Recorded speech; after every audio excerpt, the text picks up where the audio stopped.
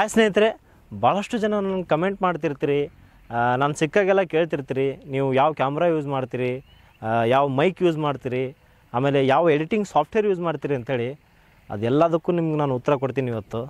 ನಾವು ಯೂಸ್ ಮಾಡೋ camera M50 Mark II ಅಂಥೇಳಿ, ಆಮೇಲೆ ಕೆನಾನ್ R10, ಆಮೇಲೆ 200D Mark II 3 ಕ್ಯಾಮ್ರಾನೂ ಇದೆ ನಮ್ಮ ಹತ್ರ.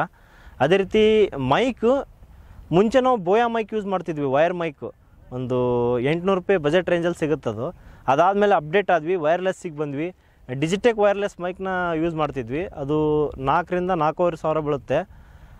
ಈಗ ಹಾಲಿಲ್ಯಾಂಡ್ ಮೈಕ್ನ ಯೂಸ್ ಮಾಡ್ತೀವಿ, ಇದು ಸರಿಸುಮಾರು 28,000 - 30,000 ರೂಪಾಯಿ ಬೀಳುತ್ತೆ. ಬೋಯಾ ಮೈಕ್ ಹಾಕ್ಕೊಂಡಾಗ ನಾವು ತಿರುಗಾಡಿ ಈ ಥರ ಎಲ್ಲ ವೀಡಿಯೋ ಮಾಡೋಕ್ಕಾಗ್ತಿರ್ಲಿಲ್ಲ. ಯಾಕಂತಂದರೆ ವೈರ್ ಕನೆಕ್ಷನ್ ಇರ್ತಿತ್ತು ನಮಗೂ, ಆಮೇಲೆ ಕ್ಯಾಮ್ರಾಕ್ಕೂ, ಅಥವಾ ಮೊಬೈಲಲ್ಲಿ ಯೂಸ್ ಮಾಡ್ತಾಯಿದ್ರೆ ಮೊಬೈಲಿಗೂ. ಡಿಜಿಟೆಕ್ ವೈರ್ಲೆಸ್ ಮೈಕ್ ತೊಗೊಂಡ್ವಿ, ಸರಿಸುಮಾರು 4,000 - 4,500 ಬೀಳುತ್ತೆ ಅನ್ಕೊತೀನಿ ಅದರ ಕಾಸ್ಟು.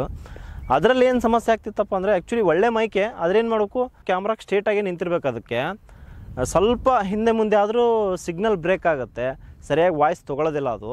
ಆಮೇಲೆ ಡ್ಯುಯಲ್ ಚಾನಲ್ ಮೈಕ್ನ ಯೂಸ್ ಮಾಡಿದಾಗ ಸ್ವಲ್ಪ ಪ್ರಾಬ್ಲಮ್ ಅನಿಸ್ತಿತ್ತು ನಮಗದು. ಆದರೆ ಆ್ಯಕ್ಚುಲಿ ಒಳ್ಳೆ ಕ್ವಾಲಿಟಿ ಮೈಕೆ ಆ ಬಜೆಟ್ ರೇಂಜಲ್ಲಿ. ಹಾಗಾಗಿ ನಾವೀಗ ಹಾಲಿಲ್ಯಾಂಡ್ಗೆ ಶಿಫ್ಟ್ ಆಗಿದ್ದೀವಿ. ಈ ಹಾಲಿಲ್ಯಾಂಡ್ ಮೈಕು ಸರಿಸುಮಾರು ನಿಮಗೆ 28,000 - 30,000 ರೂಪಾಯಿ ಬೀಳುತ್ತೆ. ಆದರೆ ಒಳ್ಳೆ ಸ್ಟುಡಿಯೋ ಟೈಪ್ ವಾಯ್ಸ್ ಕ್ವಾಲಿಟಿ ಸಿಗುತ್ತೆ ನಿಮಗೆ. ಸೊ ಈಗ ಸದ್ಯಕ್ಕೆ ನಾನು ಯೂಸ್ ಮಾಡ್ತಿರೋ ಮೈಕ್ ಸತಿ ಹಾಲಿಲ್ಯಾಂಡ್ ಮೈಕು. ನೀವು ಅಬ್ಸರ್ವ್ ಮಾಡ್ಬೋದು ಯಾವ ಥರದ್ದು ವಾಯ್ಸ್ ಕ್ವಾಲಿಟಿ ಸಿಗ್ತಾ ಇದೆ ನಿಮಗೆ ಅಂಥೇಳಿ. ಆ್ಯಕ್ಚುಲಿ ನಾಯ್ಸ್ ಇದೆ ಇಲ್ಲಿ, ಸೊ ಯಾವ ಥರದ್ದು ವಾಯ್ಸ್ ಕ್ವಾಲಿಟಿ ಬರ್ತಾ ಇದೆ ನೀವು ಚೆಕ್ ಮಾಡ್ಬೋದು. ನಾನು ನಾಯ್ಸ್ ಕ್ಯಾನ್ಸಲೇಷನ್ ಆಪ್ಷನ್ಸ್ ಸಹ ಇದರಲ್ಲಿದೆ, ಅದನ್ನು ಆನ್ ಮಾಡಿ ತೋರಿಸ್ತೀನಿ. ಯಾವ ಥರದ್ದು ವಾಯ್ಸ್ ಕ್ವಾಲಿಟಿ ಬರುತ್ತೆ ನನಗೆ ಹೇಳಿ. ಈಗ ನಾಯ್ಸ್ ಕ್ಯಾನ್ಸಲೇಷನ್ ಆನ್ ಮಾಡ್ತಾ ಇದ್ದೀನಿ.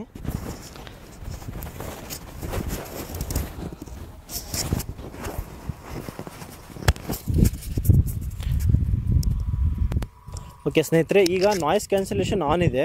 ಸೊ ಯಾವ ಥರದ್ದು ವಾಯ್ಸ್ ಕ್ವಾಲಿಟಿ ಸಿಗ್ತಾ ಇದೆ ನಿಮಗೆ ಅದು ನೀವು ನೋಡ್ಬೋದು. ಇನ್ನೊಂದು ರೀಸನ್ ಯಾಕೆ ನಾವು ಡಿಜಿಟೆಕ್ ಮೈಕಿಂದ ಈ ಹಾಲಿಲ್ಯಾಂಡಿಗೆ ಶಿಫ್ಟ್ ಆದ್ವಪ್ಪ ಅಂದರೆ, ಡಿಜಿಟೆಕ್ ಮೈಕಿಂದು ರೇಂಜ್ ಏನು ಹೇಳ್ತೀವಲ್ಲ ನಾವು, ಅದು ಸರಿಸುಮಾರು 30 ಮೀಟರ್ ಇರುತ್ತೆ.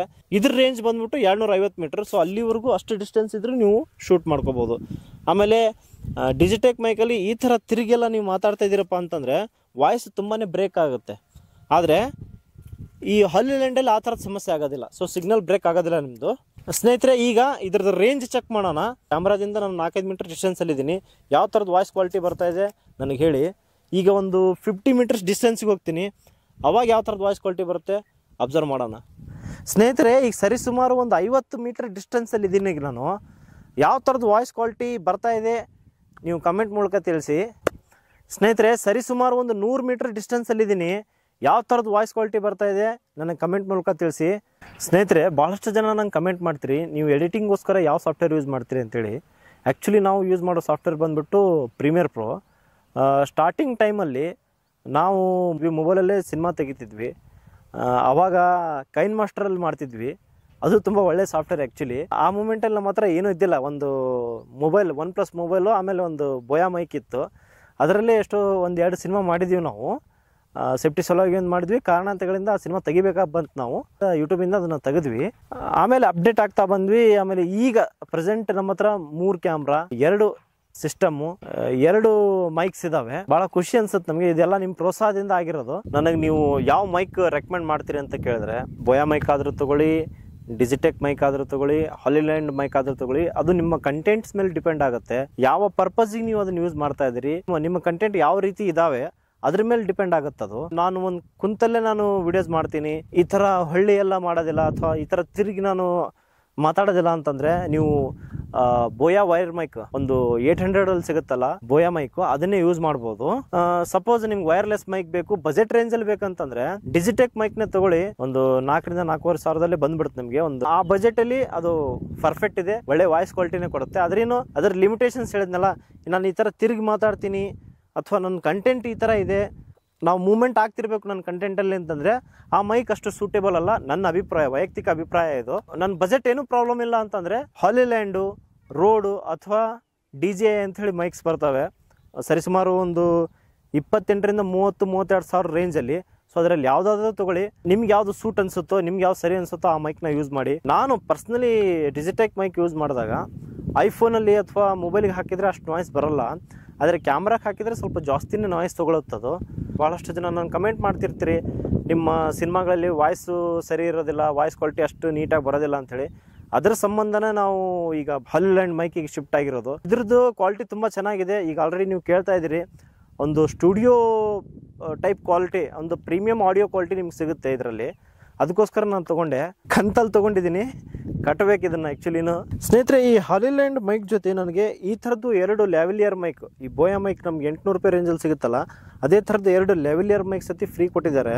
ಸ್ನೇಹಿತರೆ, ಕೆಲವೊಂದು ಇಂಟರ್ವ್ಯೂಸಲ್ಲಿ ಈ ಥರದ್ದು ಲ್ಯಾವಿಲಿಯರ್ ಮೈಕ್ ಯೂಸ್ ಮಾಡಿ ಇಂಟರ್ವ್ಯೂ ತೊಗೋತಿರ್ತಾರೆ. ಈಗ ಇದು ಕನೆಕ್ಟ್ ಮಾಡ್ತೀನಿ, ಯಾವ ಥರದ್ದು ವಾಯ್ಸ್ ಕ್ವಾಲಿಟಿ ಬರುತ್ತೆ ನನಗೆ ಕಮೆಂಟ್ ಮಾಡಿರಿ. ಸ್ನೇಹಿತರೆ, ಈ ಹಾಲಿಲ್ಯಾಂಡ್ ಮೈಕ್ ಜೊತೆ ನನಗೆ ಫ್ರೀಯಾಗಿ 2 ಲ್ಯಾವಿಲಿಯರ್ ಮೈಕ್ ಸಿಕ್ಕಿದ್ವಲ್ಲ, ಸೊ ಅದನ್ನು ಹಾಕಿದ್ದೀನಿ. ಈಗ ಯಾವ ಥರದ್ದು ವಾಯ್ಸ್ ಕ್ವಾಲಿಟಿ ಬರ್ತಾ ಇದೆ ನನಗೆ ತಿಳಿಸಿ. ಸ್ನೇಹಿತರೆ, ಬಹಳಷ್ಟು ಇಂಟರ್ವ್ಯೂಗಳಲ್ಲಿ ಈ ಥರ ಮೈಕ್ ಕನೆಕ್ಷನ್ ಮಾಡಿ ಇಂಟರ್ವ್ಯೂ ತೊಗೊತಿರ್ತಾರೆ, ಪ್ರೊಫೆಷ್ನಲ್ ಲುಕ್ ಕೊಡುತ್ತದು. ಸ್ನೇಹಿತರೆ, ಈ ಹಾಲಿಲ್ಯಾಂಡ್ ಮೈಕ್ದು ಅನ್ಬಾಕ್ಸಿಂಗ್ ವಿಡಿಯೋ ನಾನು ಮಾಡಿದ್ದೀನಿ, ಅದನ್ನು ನೋಡ್ಬಿಟ್ಟು ಬನ್ನಿ. ಈ ಹಾಲಿಲ್ಯಾಂಡ್ ಮೈಕ್ ತೊಗೋಬೇಕು ಅನ್ನೋದು ನನಗೆ ತುಂಬ ದಿನದ ಆಸೆ ಆಗಿತ್ತು. ಸೊ ಇವತ್ತು ಅನ್ಬಾಕ್ಸ್ ಮಾಡ್ತಾ ಇದ್ದೀನಿ, ತುಂಬ ಖುಷಿ ಇದೆ ನನಗೆ. ಸೊ ಅಮೆಝಾನ್ ಅವರು ತುಂಬ ಒಳ್ಳೆ ಪ್ಯಾಕಿಂಗ್ ಮಾಡಿ ಕಳಿಸಿದ್ದಾರೆ. ಸೂಪರ್ ಎಕ್ಸೈಟೆಡ್ ಆಗಿದ್ದೀನಿ. ನೋಡೋಣ. ಹಾಲಿಲ್ಯಾಂಡ್ ಲಾರ್ಕ್ ಮ್ಯಾಕ್ಸ್, ಒಂದು ಪ್ರೀಮಿಯಂ ವಾಯ್ಸ್ ಕ್ವಾಲಿಟಿ ಕೊಡುವಂಥ ಮೈಕು, ಬಿಲ್ಲು. ಓಕೆ, ಇದನ್ನು ಸೈಡ್ಗೆ ಇಟ್ಬಿಡೋಣ, ಸದ್ಯಕ್ಕೆ ಇದು ಬೇಕಾಗಿಲ್ಲ. ಅನ್ಬಾಕ್ಸ್ ಮಾಡೋಣ ಫ್ರೆಂಡ್ಸ್. ಓಕೆ, ಯೂಸರ್ ಮ್ಯಾನುವಲ್ಲು, ಸದ್ಯಕ್ಕೆ ಇದ್ರ ಕೆಲಸ ಇಲ್ಲ, ಆಮೇಲೆ ಫ್ರೀ ಆದಾಗ ಓದ್ಕೊಳ್ಳೋಣ. ಸೈಡ್ಗೆ ಇಟ್ಬಿಡ್ತೀನಿ. ಬಿಲ್ಡ್ ಕ್ವಾಲಿಟಿ ತುಂಬ ಸಖತ್ತಾಗಿದೆ. ಓಪನ್ ಮಾಡ್ತಾಯಿದ್ದೀನಿ. ಮೈಕ್ ಕೇಸು ಮತ್ತೇನೇನೆಲ್ಲ ಇದೆ. ಓಕೆ, ಒಂದು ರಿಸೀವರು. ಬಿಲ್ಡ್ ಕ್ವಾಲಿಟಿ ಅಂತೂ ಅಲ್ಟಿಮೇಟ್ ಗುರು. 2 ಮೈಕ್, ಟ್ರಾನ್ಸ್ಮಿಟರ್ ಅಂತಾರೆ ಇದಕ್ಕೆ. 2 ಟ್ರಾನ್ಸ್ಮಿಟರ್ ವಿತ್ ಮ್ಯಾಗ್ನೆಟ್ಸ್ ಇದ್ದಾವೆ. ಇದೆಲ್ಲ ಸೈಡ್ಗೆ ಇಟ್ಬಿಡೋಣ ಸದ್ಯಕ್ಕೆ. ಚಾರ್ಜ್ ಮಾಡಲಿಕ್ಕೆ ಎಲ್ಲಿ ಕೊಟ್ಟಿದ್ದಾರಪ್ಪ ಪೋರ್ಟು. ಓಕೆ, ಇದೆ.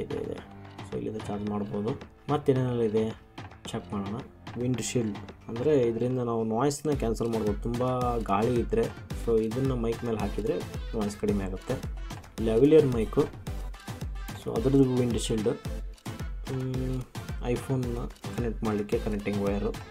ಸೊ ಇದು ಓಕೆ, ಕ್ಯಾಮ್ರಾ ಕನೆಕ್ಟ್ ಮಾಡಲಿಕ್ಕೆ, USB ಕೇಬಲ್ ಚಾರ್ಜ್ ಮಾಡಲಿಕ್ಕೆ. Okay, C2C type cable android ಫೋನ್ಸಿಗೆ ಕನೆಕ್ಟ್ ಮಾಡಲಿಕ್ಕೆ. ಮತ್ತೇನಿದಪ್ಪ ಇಷ್ಟು ಸ್ನೇಹಿತರೆ, ಒಂದು ಶಾರ್ಟ್ ಫಿಲ್ಮ್ ಮಾಡಬೇಕಾದ್ರೆ ಏನೇನೆಲ್ಲ ಎಕ್ವಿಪ್ಮೆಂಟ್ಸ್ ನಮ್ಮ ಹತ್ರ ಇರಬೇಕು, ಕ್ಯಾಮ್ರಾ ಸೆಟ್ಟಿಂಗ್ಸ್ ಯಾವ ಥರ ಇರಬೇಕು, ಆಮೇಲೆ ಯಾವ ಟೈಮಿಂಗ್ಸಲ್ಲಿ ಶೂಟ್ ಮಾಡಿದ್ರೆ ಬೆಟರು, ಆಮೇಲೆ ಸ್ಕ್ರಿಪ್ಟ್ ಯಾವ ಥರ ಬರೀಬೇಕು, ಅದನ್ನು ಆ್ಯಕ್ಟರ್ಸ್ಗೆ ಯಾವ ಥರ ಕನ್ವಿನ್ಸ್ ಮಾಡಬೇಕು, ಅದೇ ರೀತಿ ಎಡಿಟಿಂಗ್ ಯಾವ ಥರ ಮಾಡಬೇಕು, ಅದೆಲ್ಲದ್ರ ಬಗ್ಗೆನೂ ನಿಮಗೆ ಮಾಹಿತಿ ಮುಂದಿನ ವೀಡಿಯೋಗಳಲ್ಲಿ ನಾವು ಕೊಡ್ತೀವಿ. ನಮ್ಗೆ ಇದೇ ರೀತಿ ಸಪೋರ್ಟ್ ಮಾಡ್ತಾಯಿರಿ. ನಮ್ಮ RNK ಕ್ರಿಯೇಷನ್ಸ್ ಯೂಟ್ಯೂಬ್ ಚಾನಲ್ನ ಸಬ್ಸ್ಕ್ರೈಬ್ ಮಾಡಿರಿ. ನಿಮ್ಮ ಅನಿಸಿಕೆ ಅಭಿಪ್ರಾಯಗಳನ್ನು ಕಮೆಂಟ್ ಮಾಡಿರಿ. ನಮ್ಮ ವಿಡಿಯೋ ಇಷ್ಟ ಆದರೆ ಲೈಕ್ ಮಾಡಿರಿ. Thank you.